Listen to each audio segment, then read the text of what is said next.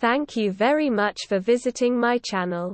If not difficult, like and subscribe to my channel to always be aware of events. Thank.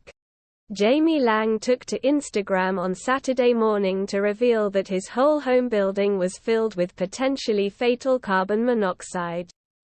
The Made in Chelsea star, 33, was woken up at 6 a.m. by the beeping of his carbon monoxide alarm, before finding out the entire building was full of the deadly gas.